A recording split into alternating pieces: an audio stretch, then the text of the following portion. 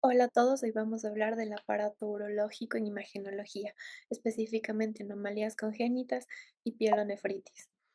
Para empezar, como una pequeña introducción, el estudio del aparato urológico abarca procesos complejos que van desde pequeñas variantes anatómicas hasta infecciones necrotizantes que pueden poner en riesgo la vida del paciente. Comprender la correlación radiológica y clínica de estas entidades es crucial para evitar fallos diagnósticos catastróficos, como puede ser confundir una variante anatómica normal con un tumor maligno o subestimar una infección renal complicada.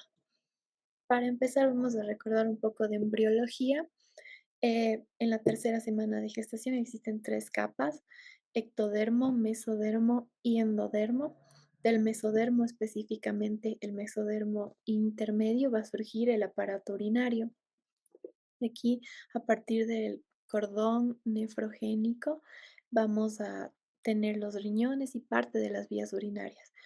Durante este proceso vamos a tener tres sistemas renales consecutivos: pronefros, mesonefros y metanefros, o riñón definitivo, el cual aparece en la quinta semana y se forma por la interacción de dos estructuras: el brote ureteral o yema ureteral, que va a originar uréter, pelvis renal, cálices y túbulos colectores, es decir, el sistema colector, y el blastema metanéfrico, que va a dar origen a la cápsula de Bowman, túbulos contorneados y asa de Henle. En resumen, la nefrona. Estos dos sistemas tienen una inducción recíproca, es decir, el desarrollo del uno condiciona el desarrollo del otro. También sabemos que entre las semanas 6 y 9 de gestación existe un ascenso del riñón a la región lumbar. No es una migración en sí, sino que por el mismo crecimiento del embrión pasan a estar situados de la región pélvica a la región lumbar. Sabemos entre L2 y L3 aproximadamente. También tienen una rotación de 90 grados. El hilio, que originalmente estaba mirando hacia la región anterior, pasa a estar medial y comienza a ser un riñón funcional desde la semana 10.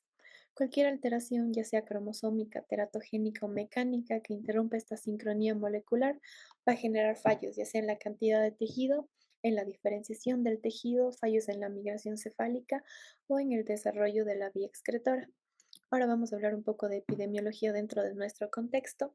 Tenemos un estudio realizado en el Hospital José Carrasco Arteaga en 2014 y 2000, entre 2014 y 2018.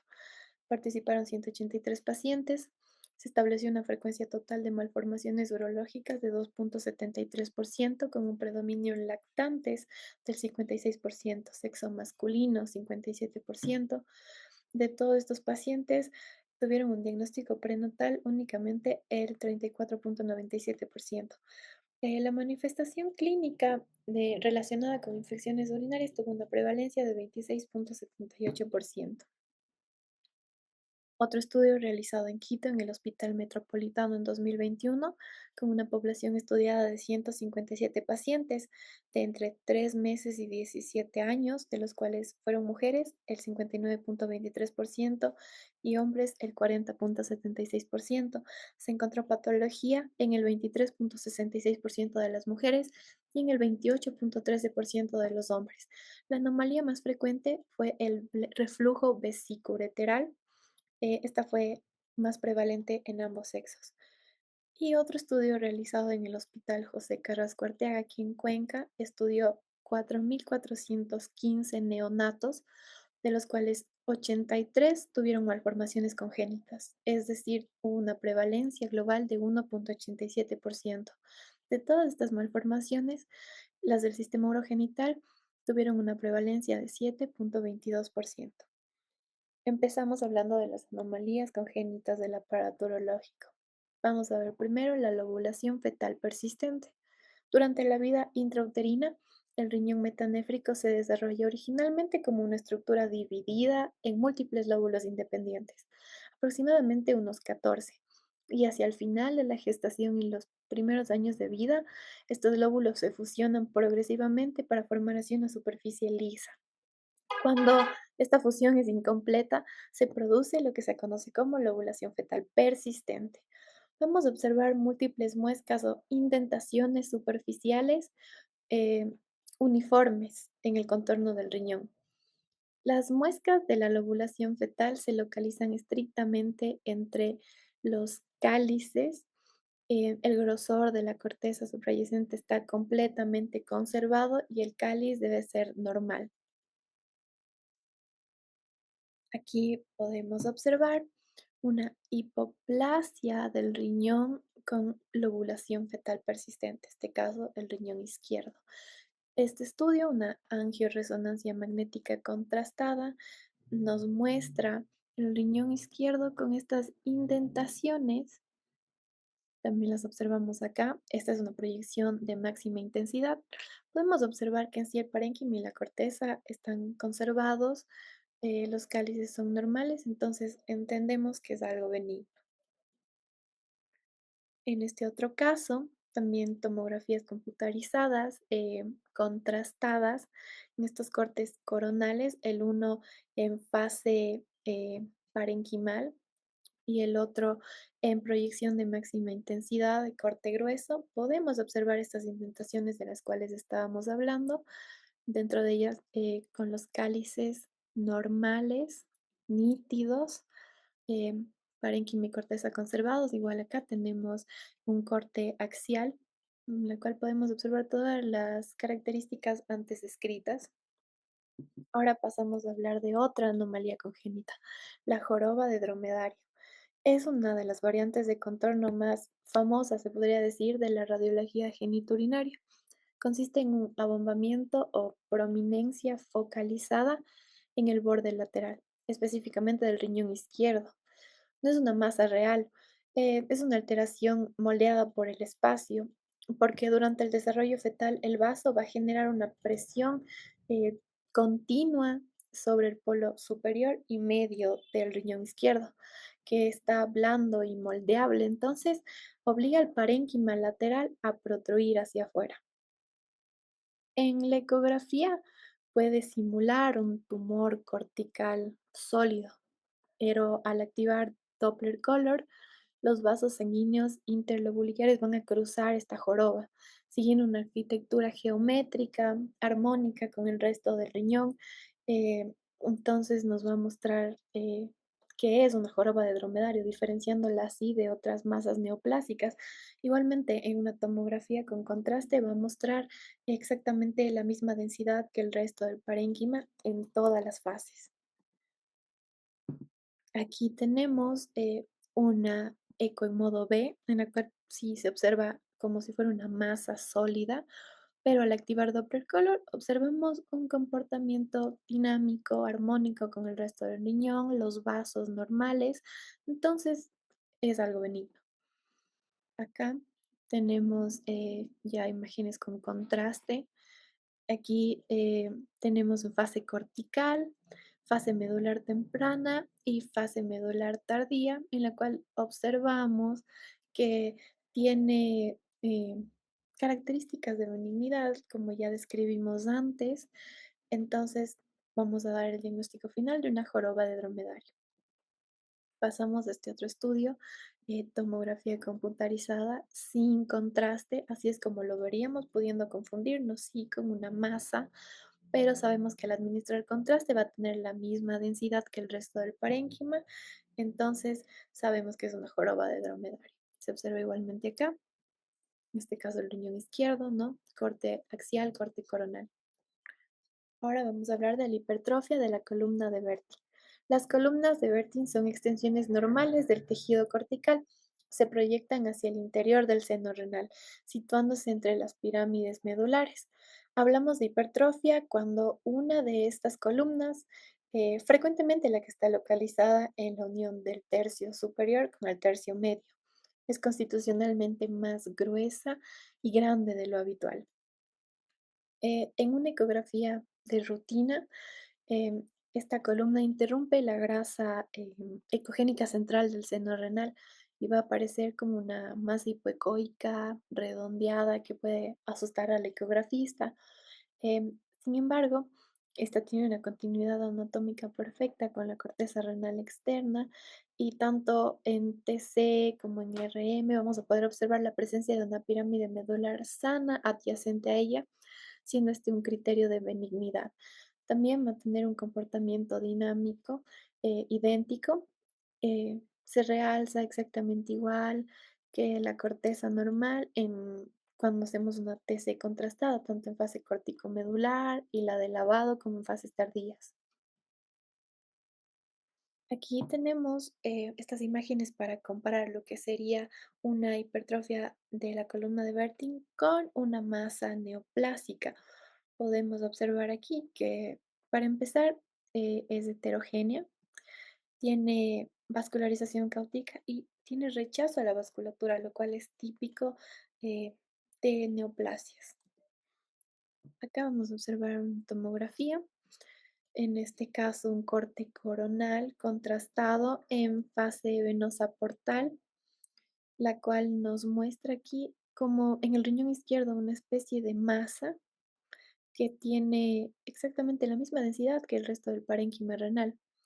Al igual que en este corte axial podemos observar en la fase igual portal venosa y en este corte axial de la fase renal excretoria vemos que tuvo igual un lavado normal, comportamiento dinámico con el resto del parénquima renal, criterio de benignidad. Y aquí vamos a ver un ultrasonido. En este caso estamos observando el riñón derecho con una masa redondeada, sospechosa, en el polo medio del riñón, la cual en Doppler Color se ve que tiene continuidad con la corteza, tiene la misma ecogenicidad eh, y no tiene un comportamiento vascular caótico. Ahora pasamos a hablar de la hipoplasia renal. Se define estrictamente como la detención del desarrollo del órgano, dando como resultado un riñón que en su estructura es normal, es decir, tiene una arquitectura córtico-medular y de los cálices conservada, pero un tamaño y número de nefronas significativamente inferior al promedio para la edad del paciente. La afectación suele ser estrictamente unilateral, pero puede ser bilateral. Pero en el caso de ser unilateral, explica por qué la gran mayoría de los pacientes cursa de forma completamente asintomática a lo largo de su vida. El diagnóstico suele ser algo casual o incidental.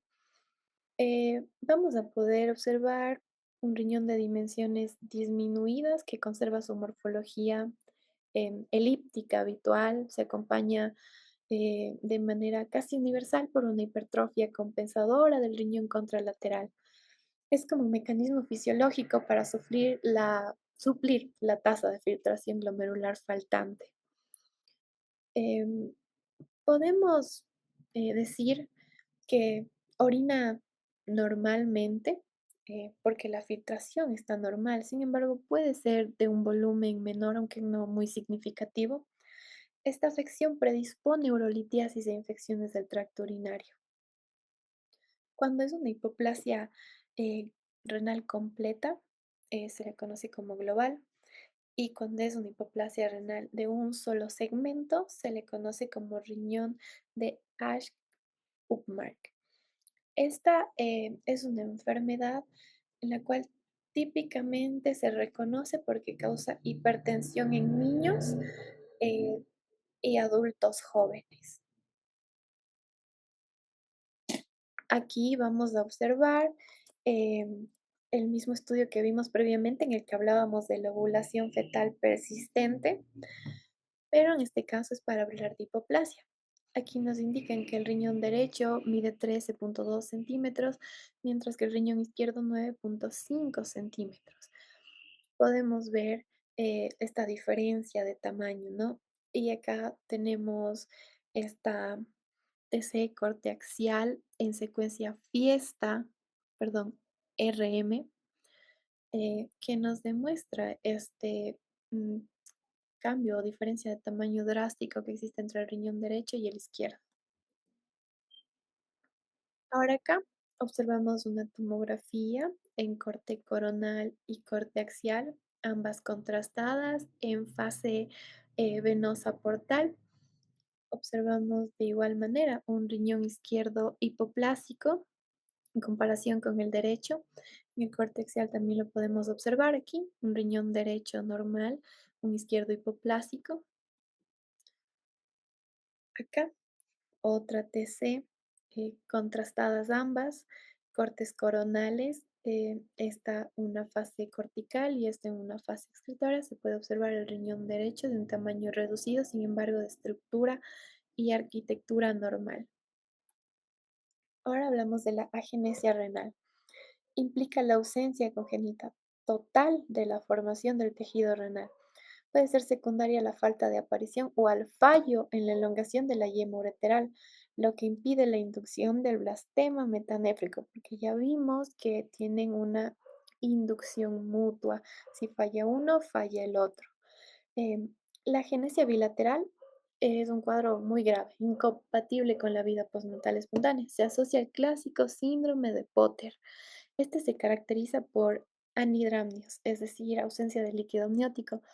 Aparte de la agenesia renal, bilateral va a tener hipoplasia pulmonar severa, una fascia deformada, contractura de las extremidades debido a la compresión uterina.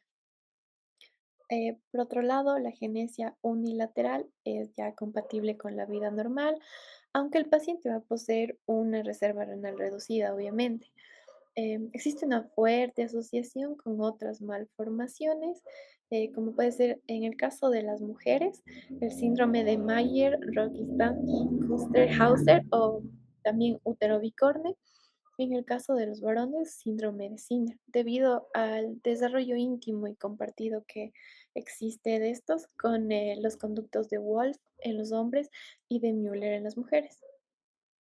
Bueno, uno de los hallazgos imagenológicos que vamos a encontrar es el colon medializado. La ausencia absoluta de parénquima y estructuras vasculares en la fosa renal afectada. eh, También vamos a encontrar un crecimiento compensatorio, se podría decir, hipertrofia marcada del riñón opuesto. Pero en esta fosa que ya vimos está ausente de otros órganos, dado que el riñón no ocupó su espacio anatómico durante el desarrollo, el ángulo del colon eh, se desplaza hacia el interior de la fosa renal vacía, ocupándola de forma permanente. Esto nos va a ayudar a diferenciar una agenesia de una nefrectomía. ¿Por qué? Porque en una nefrectomía quirúrgica previa, la fosa suele ser ocupada de forma desorganizada por intestino medio, delgado o tejido graso reactivo. Aquí podemos observar una agenesia del riñón izquierdo en esta tomografía abdominopélvica, corte coronal, contrastada, fase parenquimal renal. Se observa un riñón derecho normal, mientras que en la fosa izquierda no hay nada. Acá podemos ver la misma tomografía, pero en 3D, volumen rendering. Igual se observa aquí la vejiga, uréter, el riñón derecho, pero no existe un riñón izquierdo y así es como se ve en un corte axial con una fase renal excretora. En este otro caso vamos a observar una tomografía contrastada, ambas en fase portal venosa, tanto corte coronal como axial, mostrándonos una ausencia total del riñón izquierdo. Aquí estas imágenes las puse para que puedan observar cómo se ve esto en una resonancia magnética en secuencia T2, coronal, riñón izquierdo presente, no se ve ningún indicio, ni siquiera de un riñón en la parte derecha. Y en esta otra imagen que está en secuencia T1, en FAT-SAT o saturación de grasa, también observamos el mismo riñón izquierdo, pero no hay nada al lado derecho. Ahora vamos a hablar de la ectopia renal. La ectopia ocurre cuando el riñón no realiza su proceso habitual de ascenso y rotación desde su origen en la pelvis menor hasta su posición definitiva en la fosa lumbar eh, retroperitoneal a nivel de L1, L2, L3. Vamos a tener una ectopia renal ipsilateral Cuando el riñón se detiene en algún punto de su trayecto normal, pero se encuentra del mismo lado de donde desemboca su uréter. De acuerdo con su anatomía, puede ser craneal o caudal. Es craneal si cruza el diafragma y su ubicación es intratorácica, y es caudal o también conocida como simple cuando es abdominal, ilíaca o pélvica. eh, Siendo así la ectopia renal pélvica la más frecuente. También tenemos la ectopia renal cruzada con o sin fusión. El riñón cruza la línea media hacia el lado contralateral, encontrándose ambos órganos en el mismo lado, y del 85 al 90% de los casos el riñón ectópico se fusiona con el riñón residente. Pueden formar así una masa renal unilateral por la fusión completa de ambos parénquimas en un único bloque, un riñón en L, cuando el riñón cruzado se posiciona de forma horizontal e inferior al riñón residente, un disco renal por la fusión total a través de sus bordes mediales, adoptando así una forma de disco. Y también tenemos la ectopía renal en S o sigmoide, la cual el polo superior del riñón ectópico se une al inferior del riñón residente. Em, un hallazgo común en estos es que existe una alteración en la vascularización y malrotación renal. Suele estar dirigida eh, anterior, lateral o posterior la pelvis, y esto altera el eje normal del vaciamiento. Vamos a tener una asimetría de drenaje y una predisposición a ectasias y éstasis. Aquí podemos observar una fluoroscopía frontal y oblicua, en donde observamos el riñón izquierdo con una ubicación pélvica, como se observa aquí, en la oblicua, y acá en la frontal, mientras que el riñón derecho está en su posición normal. Entonces se trataría de una ectopia renal izquierda simple, ya que es ipsilateral y caudal. En este caso, podemos observar unas tomografías, podemos darnos cuenta que es de un bebé. Son contrastadas, se encuentran en fase venosa portal. En este corte coronal observamos como el riñón derecho tiene una ubicación intratorácica. Aquí en este corte axial podemos observar que está prácticamente adyacente al corazón, al igual que en este corte sagital. Podemos observar aquí claramente una ubicación ectópica. En este caso, vamos a estar observando una tomografía contrastada. Se encuentra en ventana de tejidos blandos. En este caso, la flecha morada nos indica que no hay nada en este lado, en esta fosa renal, en este caso es la izquierda. eh, y la flecha amarilla nos está mostrando eh, el riñón derecho. Algunos de los cálices y la pelvis están mal rotados o solo con un uréter presente. Aquí vamos a observar en sí ya cómo se fusionaron. Si bien aquí no se pudo observar, aquí estamos observando en la segunda imagen eh, una disposición oblicua, en la cual ya se puede diferenciar estos dos riñones.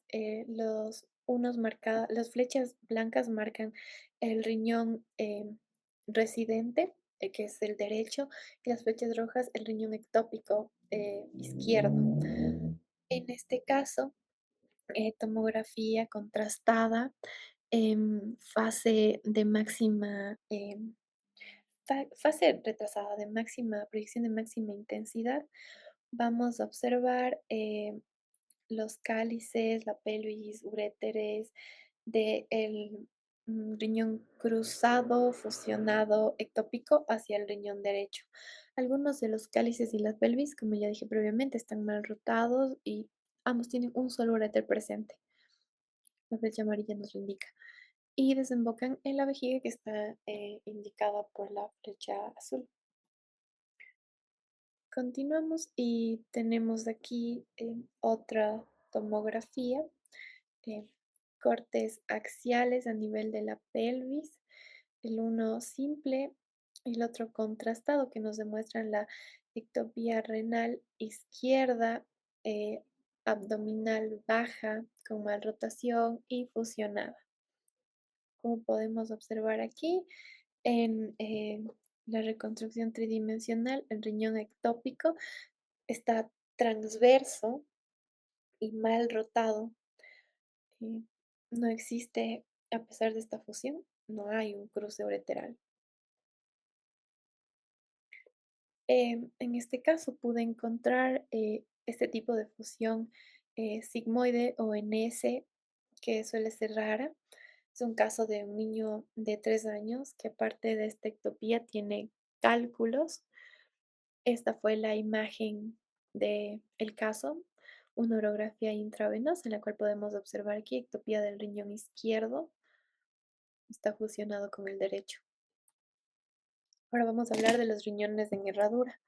Representa la anomalía de función renal más común. em, Se produce cuando ambos polos renales, 95% de las veces son los polos inferiores, entran en contacto en la línea media y se fusionan antes de iniciar el ascenso desde la pelvis hacia la región lumbar. Esta fusión puede consistir en un istmo de tejido fibroso o con mayor frecuencia en un puente parenquimal funcional. Vamos a hablar del freno anatómico de la arteria mesentérica inferior. Durante el ascenso embrionario, esta masa renal fusionada se topa con el origen de la arteria mesentérica inferior y al no poder rodear ni sobrepasar esta estructura, el ascenso se detiene. Entonces, por ende, los riñones en herradura suelen ser constitucionalmente ectópicos bajos. Em, el eje de los riñones está invertido. Los uréteres deben pasar por encima del istmo parenquimatoso para descender hacia la vejiga. Entonces, esto produce una incurvación mecánica y una inserción alta en la pelvis renal.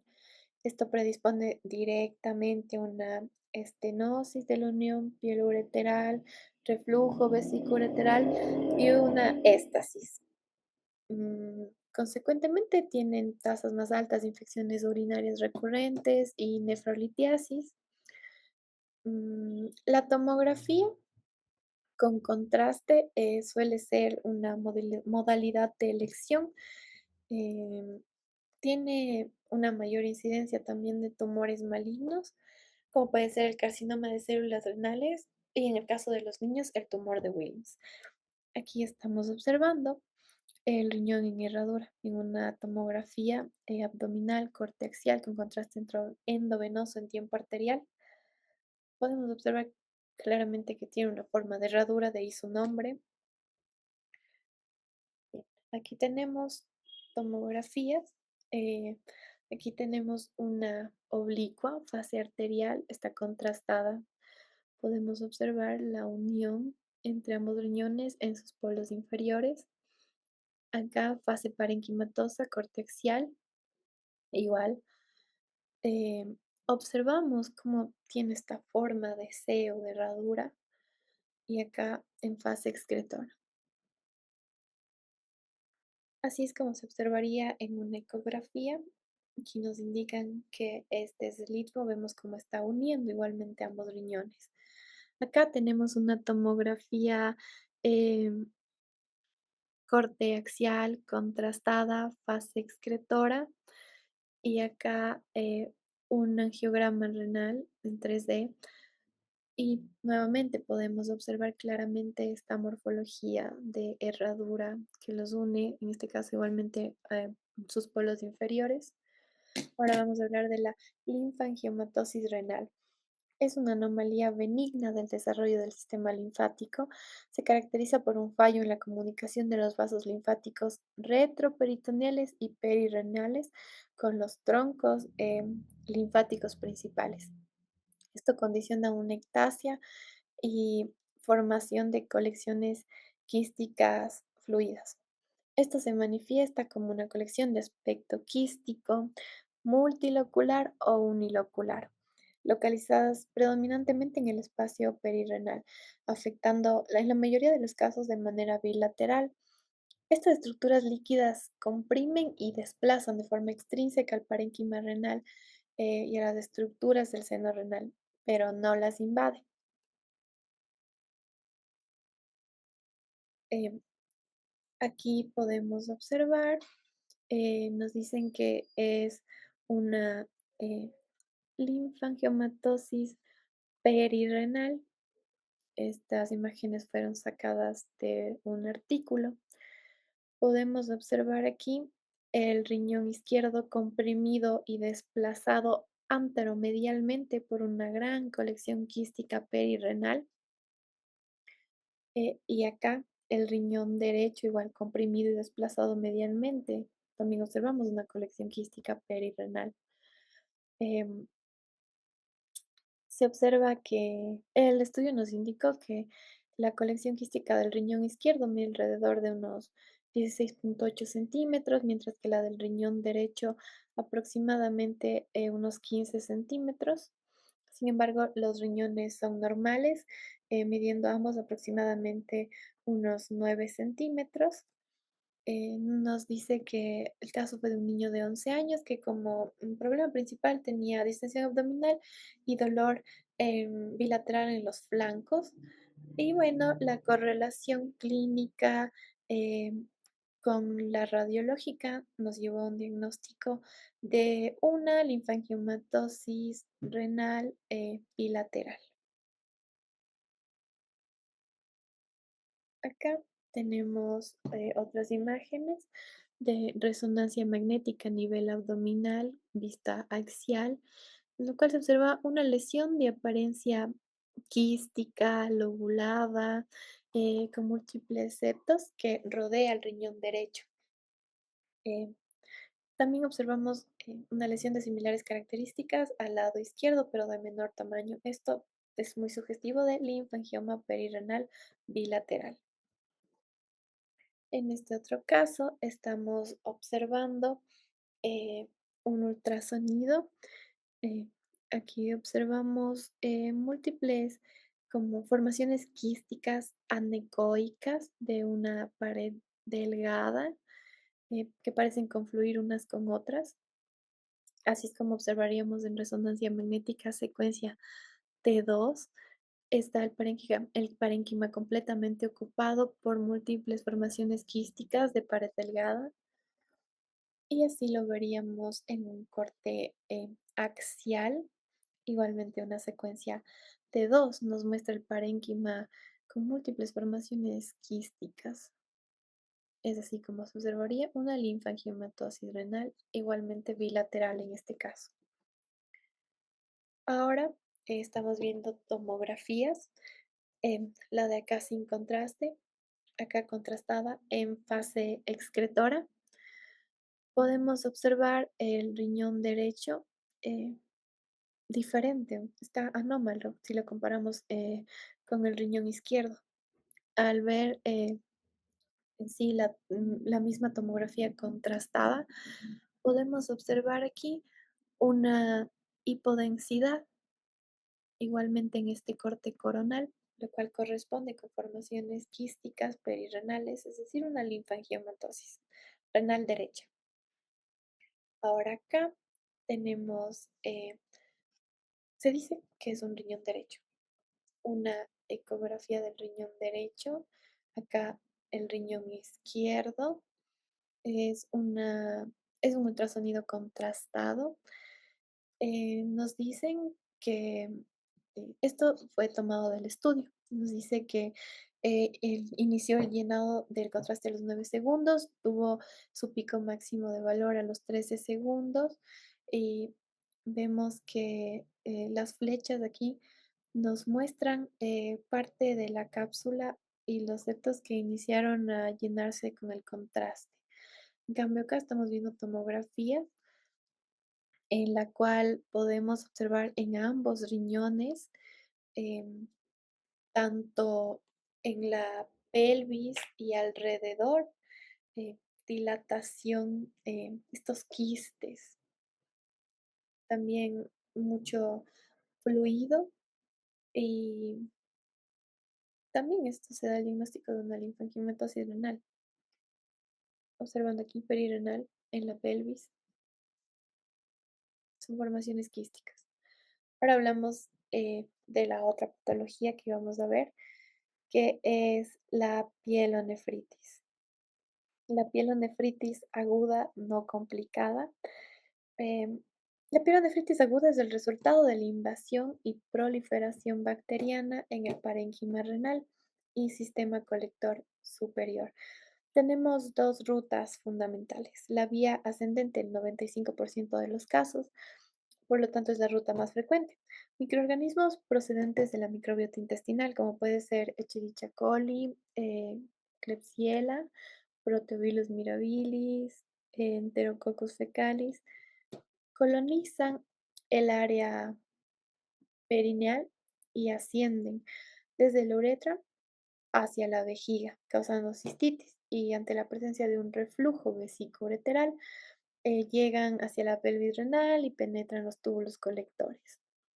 La pielonefritis causa una dilatación de la vía urinaria, pero sin que exista ningún cálculo u obstrucción física real. ¿Por qué? Esto por las bacterias gram negativas, las cuales liberan endotoxinas, que son lipopolisacáridos, que ejercen como un efecto neurotóxico directo. Entonces, paralizan las fibras del músculo liso del uréter y las ondas peristálticas, generando una atonía ureteral, produciendo así una ectasia puramente funcional, que puede simular una neuropatía obstructiva, pero no lo es. Em, bueno, el diagnóstico en sí se va a dar por anamnesis, exploración física y análisis citobacteriológico urinario. También hay que comprender que esta patología tiene una prevalencia increíble, 5% en mujeres, pero total, porque son más propensas por anatomía en sí, mientras que la prevalencia en hombres es menor al 0,1%. Entonces, cuando se observa una pielonefritis en hombres, es algo complicado. Me olvidé de mencionar que el otro 5% se da por vía hematógena en una siembra directa en el caso de que el paciente esté cursando una bacteriemia o endocarditis. Ahora vamos a hablar del sistema de clasificación OREN, es de los factores de riesgo. Tenemos la categoría O de Ordinary, que esto significa sin factores de riesgo, es decir, una mujer premenopáusica, sana, no embarazada. Luego R de Recurrent Risk, es en sí riesgo de hito recurrente. Aquí vamos a tener ejemplos prácticos: actividad sexual frecuente, uso de espermicidas, deficiencia hormonal posmenopáusica o una diabetes mellitus, pero que esté controlada. Luego, eh, extra urogenital factors son riesgos sistémicos de mala evolución. Como ejemplos vamos a tener el embarazo, sexo masculino, que ya vimos que va a ser muy infrecuente en ellos, entonces si está pasando en un hombre, hay que preocuparse.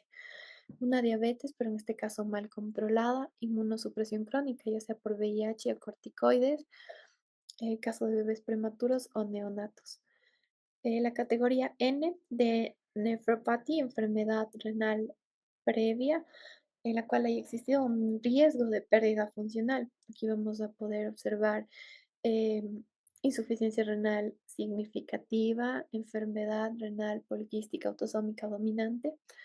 La U significa urological factors, que son factores urológicos, pero que pueden ser corregibles durante el tratamiento. Por ejemplo, una obstrucción ureteral aguda por un cálculo, un catéter urinario transitorio o una disfunción neurógena de la vejiga, pero controlada. Y la C de catéter permanent, que son en sí factores urológicos no solucionables, como puede ser cateterismo vesical permanente de larga evolución, uropatía obstructiva incorregible o una vejiga neurógena mal controlada. Eh, ahora, ¿cuándo no se debe realizar un estudio de imagen.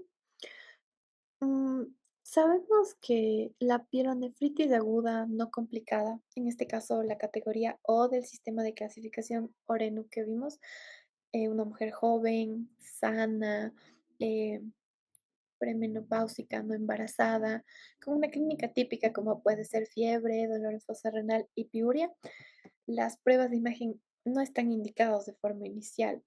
El diagnóstico es puramente clínico y laboratorial. Más del 95% de estas pacientes muestran una mejoría drástica dentro de las primeras 48 a 72 horas. Eh, Realizar una tomografía o una eco de entrada va a añadir costos innecesarios y una exposición a radiación. Entonces, por esto tenemos criterios clínicos que nos van a indicar cuándo sí realizar los estudios de imagen. Por ejemplo, pacientes encuadrados en las categorías de alto riesgo del sistema Oreno que habíamos visto, que son E, N, U y C, se va a indicar una imagen. Tenemos, por ejemplo, en el caso de una falta de respuesta terapéutica eh, o una fiebre eh, persistente tras las 72 horas de tratamiento antibiótico, en el caso de que exista un deterioro clínico o mala respuesta terapéutica, presencia de síntomas atípicos o cuadros graves, como puede ser un shock séptico, si tenemos una sospecha de perforación, también si hay sospecha de obstrucción urinaria, sospecha de absceso renal o perirrenal y si es el caso de una pielonefritis complicada, vamos a indicar los estudios de imagen. La ecografía renal suele ser el primer estudio solicitado porque es accesible, no utiliza radiación, es rápido. eh, bueno, los hallazgos que vamos a encontrar puede ser hidronefrosis, litiasis, anomalías estructurales, así es muy sensible para estos casos. Entonces nos va a ser útil para descartar causas obstructivas porque puede identificar lesiones inflamatorias en el parénquima renal. En este caso estamos observando aquí una pielonefritis en estas ecografías, las cuales están indicadas con la flecha roja.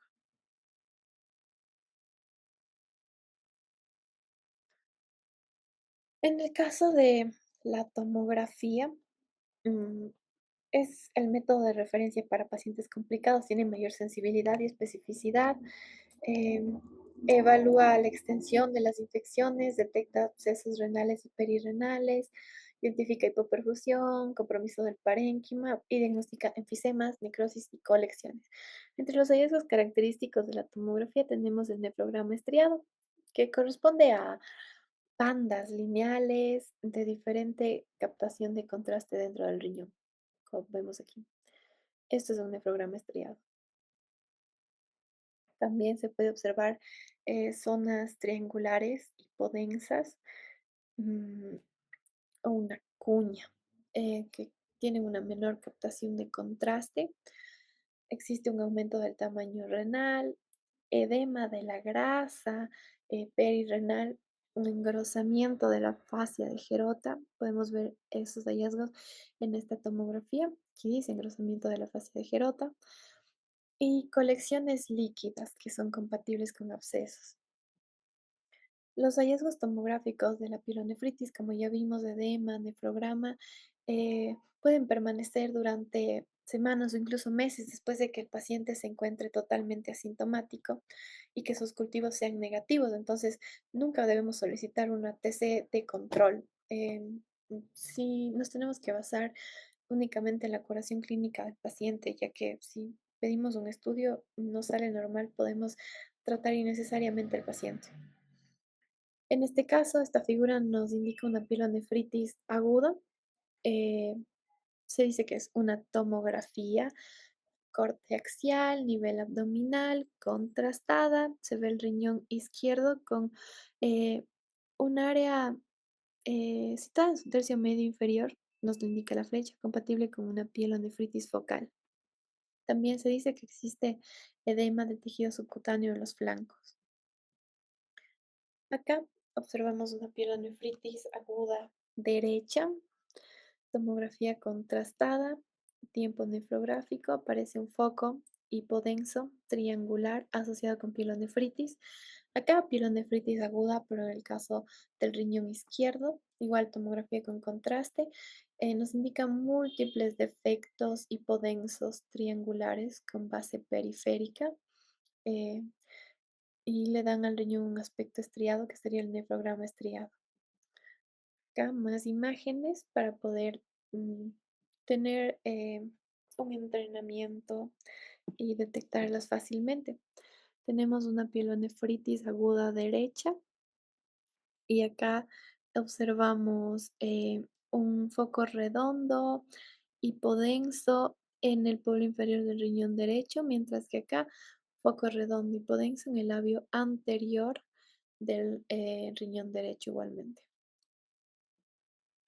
Aquí nos dice que tenemos eh, una, una disminución focal de la atenuación en la región del polo inferior, compatible con pielonefritis aguda. Se puede observar esto en el riñón derecho, en este corte coronal contrastado, abdomino pélvico, fase portal venoso se observa aquí, y acá corte axial, aquí, pielonefritis aguda. Así es como lo observaríamos en un ultrasonido. Observamos aquí una eh, lesión hipoecoica difusa de pared, la corteza con compresión de los senos renales. Acá tenemos un caso en el cual es una pielonefritis de un paciente diabético. Es una pielonefritis grave. Observamos un área hipoecoica ancha, em, defecto parenquimatoso amplio con engrosamiento de las fascias. Se puede observar aquí, tanto en el ultrasonido como en las tomografías. Aquí, pielonefritis. Es un paciente diabético, es una pielonefritis grave. Ahora vamos a hablar de pielonefritis complicadas y formas crónicas. Primero, absceso renal y perirrenal. Cuando un foco de nefritis aguda no se trata, el paciente eh, puede sufrir complicaciones, o también si tenemos un paciente inmunocomprometido. El tejido sufre necrosis por licuefacción, organizándose una colección purulenta de cápsula definida. En la tomografía se identifica una colección líquida de densidades intermedias, es decir, que va de 10 a 30 unidades Hounsfield. Esto es sugestivo de un contenido espeso, que puede ser pus.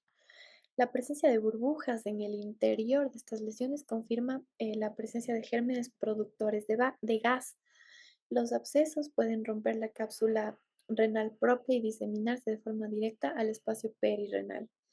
eh, Sobrepasar la fascia de Gerota, invadir el espacio pararrenal posterior, el músculo psoas mayor e incluso fistulizar hacia la piel de la región lumbar o hacia las asas intestinales adyacentes, lo cual sería muy peligroso. Aquí observamos tomografía abdominal sin contraste, corte axial, se observan dos abscesos en el labio posterior del riñón derecho, densidad líquida. Acá, pielonefritis, enfisematosa y pielitis. Es una urgencia urológica necrotizante de extrema gravedad que conlleva una mortalidad elevada de hasta el 20 al 30% si no lo abordamos de forma agresiva. Se produce de forma casi exclusiva en pacientes diabéticos mal controlados, es decir, una categoría E del sistema ORENU que habíamos visto, o también en inmunosuprimidos graves. Las bacterias fermentadoras de glucosa, como puede ser Escherichia coli o Klebsiella pneumoniae, producen una descomposición anaerobia, lo cual va a generar gas libre. Este gas es dióxido de carbono y nitrógeno. Esto dentro del tejido. Es importante que distingamos entre dos entidades: pielitis enfisematosa, en la cual el gas se encuentra dentro de la luz del sistema colector, no hay destrucción del parénquima. Estos tienen un diagnóstico favorable. Y la pielonefritis enfisematosa propiamente dicha. En este caso, el gas invade y destruye activamente el parénquima renal, la grasa retroperitoneal, em, es más complicado. Aquí podemos observar pielonefritis aguda izquierda, grave, con necrosis parenquimatosa. A ver, aquí la flecha nos está indicando que existe gas, porque ya vemos que son bacterias que pueden producir dióxido de carbono o nitrógeno, y también vemos una destrucción del parénquima renal. Este caso es una pielonefritis enfisematosa, observada en una tomografía abdominal contrastada corteaxial en el riñón derecho, que parte de esto presenta un marcado aumento de tamaño si lo comparamos con el riñón izquierdo. Vamos a tener una clasificación de Wang y Tseng para las pielonefritis enfisematosas. Cuatro estadios. Estadio uno, gas solo en el aparato excretor. Estadio 2, gas en el parénquima renal, pero sin extensión al espacio extrarrenal. El estadio 3 tiene extensión de ya sea el gas o el absceso al espacio perirrenal. El estadio 3B al espacio pararrenal. En el estadio 4 es una pielonefritis enfisematosa bilateral o unilateral en el caso de que exista solo un riñón. Bueno, aquí, en la ecografía, el gas tisular se manifiesta como eh, líneas hiperecogénicas, ¿no? Como lo podemos observar aquí, aire intraparenquimatoso renal. Y en la tomografía contrastada se observan burbujas de aire intraparenquimatosas en el polo superior derecho y un absceso pararrenal posterior derecho. Esto nos permite llegar al diagnóstico de sepsis secundaria, pielonefritis enfisematosa derecha, y según la clasificación previamente vista de Wang y Zheng, es un grado o estadio 3B. Bueno, como ya les dije, el gas se ve como líneas hiperecogénicas. Estas van a generar un artefacto en reverberación conocido como ring down, que es la vibración de la burbuja de gas ante el ultrasonido, porque se diferencia de la sombra acústica limpia, que es nítida y negra, que producen los cálculos calcificados ordinarios. Esta burbuja de gas, al vibrar, nos va a dar una sombra sucia, como podemos observar aquí.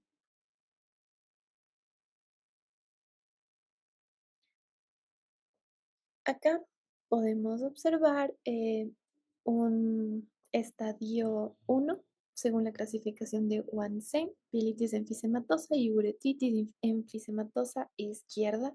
Aparte de eso, observamos un riñón en herradura. Esto ya vimos previamente. Observamos tanto en el corte axial como coronal riñón riñón en herradura y una afección del riñón izquierdo. Es una urotac. Se ve una hidronefrosis leve izquierda y gas distribuido en el sistema colector del riñón izquierdo, mientras que acá observamos también múltiples litiasis del riñón izquierdo, asociado a material gaseoso diseminado tanto en la pelvis renal, uréter y sistema colector izquierdo. Ahora vamos a hablar de la pielitis santo-granulomatosa, conocida unánimemente en la literatura médica como la gran imitadora. La pielitis santo-granulomatosa es una variante severa de infección e inflamación granulomatosa crónica destructiva. Esto ocurre como consecuencia directa de la obstrucción litiásica crónica de larga evolución, causada típicamente por un cálculo coraliforme, conocido también en asta de ciervo. Es lo que podemos observar aquí. Cálculo coraliforme. Se dice así porque tiene la forma de las astas de un ciervo. Suele ser de gran tamaño y ocupa de manera permanente la pelvis renal y los cálices. Destruye progresivamente el parénquima renal, el cual es reemplazado de forma paulatina por tejido de granulación, rico en histocitos y macrófagos cargados de lípidos, células santomatosas, de ahí el nombre. Bueno, Dentro de la tomografía vamos a tener un hallazgo patognomónico que es el signo de la pata de oso. En la TC contrastada, el riñón se observa masivamente aumentado de tamaño y su morfología habitual queda desestructurada. Se aprecia así la pata de oso, que son múltiples colecciones redondeadas, hipodensas, dispuestas en la periferia, que corresponden con los cálices renales críticamente dilatados y llenos de detritos purulentos, em, como podemos ver aquí en una reconstrucción parasagital nivel abdominal de una TC, aumento de tamaño renal izquierdo y la pata de oso con compromiso de grasa perirrenal.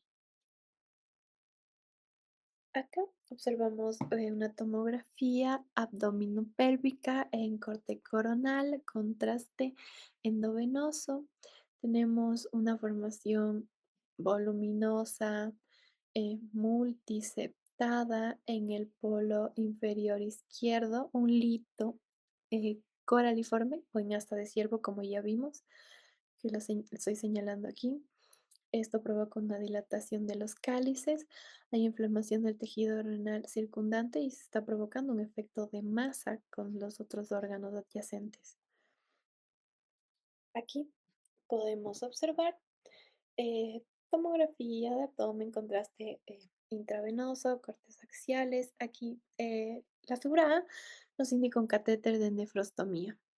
Bueno, en la B observamos un retraso de captación de contraste intravenoso por el riñón izquierdo con respecto al contralateral, un cálculo coraliforme que ya vimos, es lo que está señalado, y bueno, este lito señalado por las flechas amarillas. También podemos observar aquí la dilatación de los cálices, que ya describimos que es una característica típica aquí.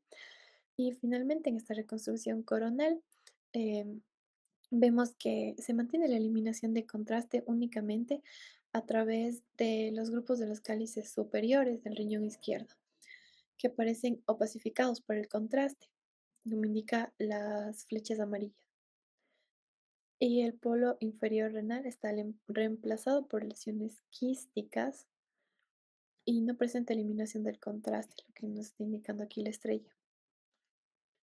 Bueno, aquí tenemos una ecografía del riñón derecho, la cual observamos que eh, está aumentado de tamaño. También el espesor del parénquima está disminuido. Tenemos una dilatación del sistema excretor con contenido ecogénico heterogéneo, que nos indica la flecha. Y acá, una litiasis a nivel de la pelvis renal, que nos dicen que mide 2 centímetros. ¿Cuál sería el cálculo coraliforme o un asta de ciervo que está produciendo en sí toda esta patología? Acá tenemos otro caso, una tomografía multicorte contrastada que nos indica el aumento de tamaño, disminución cortical, áreas hipodensas, dilatación del sistema de cálices, lo que nos indica la flecha amarilla, la litiasis coraliforme, un asta de ciervo que nos indica la flecha verde y una heterogeneidad a nivel de los planos grasos, como nos indica aquí, la flecha roja. Nos dicen que el riñón no excreta la sustancia de contraste en los tiempos evaluados. Eh, bueno, vemos que es un caso bastante grave.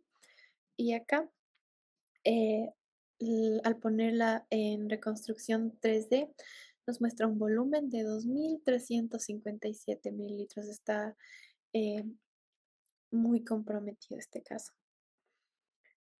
Finalmente, vamos a hablar de la pielonefritis crónica o nefropatía por reflujo. A diferencia de la forma aguda, la pielonefritis crónica no es una infección activa o de instauración rápida, es el resultado de un proceso inflamatorio repetitivo, mal curado, que nos va destruyendo progresivamente el parénquima renal y lo reemplaza por tejido cicatrizal fibroso. Tenemos dos vías patogénicas principales, la nefropatía por reflujo, que ocurre predominantemente en la infancia por esta patología que es el reflujo vesículo-ureteral en sí, el cual es crónico. La orina regresa desde los uréteres, esta ya está infectada y penetra profundamente en el parénquima a través del reflujo intrarrenal. Por otro lado, la pielonefritis crónica obstructiva, que se produce cuando una obstrucción mecánica prolongada, ya sea cálculos coraliformes, estenosis ureterales, hiperplasia prostática benigna severa, se combinan con infecciones urinarias recurrentes. El daño en este caso se distribuye de forma más homogénea por todo el órgano. Esta tomografía nos indica un corte axial en fase cortical renal porque es contrastada con una pielonefritis crónica en el caso del riñón derecho. Podemos observar la diferencia con el izquierdo. Vamos a tener la triada clásica de cronicidad. ¿Qué es esto? Pérdida de volumen asimétrica. El riñón afectado reduce notablemente su tamaño a comparación con el normal del otro lado. Entonces, vamos a tener un menor tamaño global. También cicatrices corticales focalizadas se visualizan como muescas o depresiones profundas en la superficie del contorno renal. Están localizadas sobre un cáliz de aspecto anómalo. Y la tercera es la deformidad o embotamiento calizal. Esto por la tracción retráctil que ejerce el tejido fibroso cicatrizal adyacente sobre los cálices. Estos pierden su forma cóncava normal, que es en copa de champán, y se vuelven redondeados, bulbosos, lo cual se conoce como palillo de tambor también. Aquí podemos observar eh, todos estos signos descritos. Se dice que este es el caso de una mujer de 20 años que tenía recurrentemente itus. Bueno, esta primera imagen, esta tomografía contrastada, axial, en fase córtico-medular, eh, y acá en fase excretora nos muestra una atrofia, es decir, pérdida de volumen del riñón derecho, con cicatrices parenquimales. También nos dice que se muestra una pérdida de la médula y la corteza alrededor de los cálices, los cuales tienen embotamiento. Como podemos observar aquí, todos los signos: pérdida de volumen, cicatrices, deformidad de los cálices. Y bueno, esto de aquí que nos indica es un contorno irregular de la vejiga debido a que la paciente tuvo múltiples cirugías previas. Y bueno, eso es todo. Gracias.